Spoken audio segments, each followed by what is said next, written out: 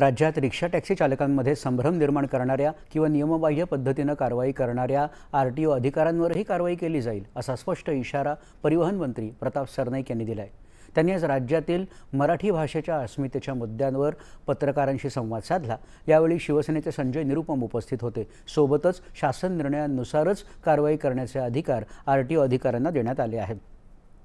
मराठीच्या मुद्द्यावर राज्यात कोणत्याही रिक्षा किंवा टॅक्सी चालकाचं लायसन्स किंवा बॅच रद्द करण्यात आलेलं नाही, तसंच कोणालाही 20 ते 25 हजारांचा दंडही करण्यात आलेला नाही असं सरनाईक यांनी यावेळी सांगितलं। कोणाचाही रोजगार हिरावून घेण्याची शासनाची भूमिका नसून मराठीच्या अस्मितेचा आदर व्हावा असं सरनाईक यांनी सांगितलं।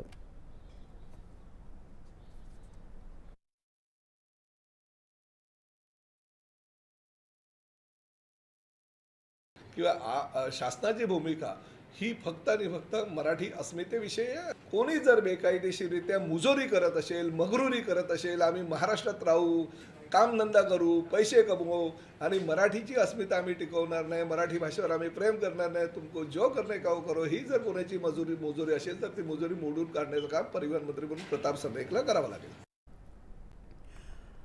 अमरावतीमधल्या स्त्री जिल्हा रुग्णालयात नवजात शिशु अतिदक्षता विभागात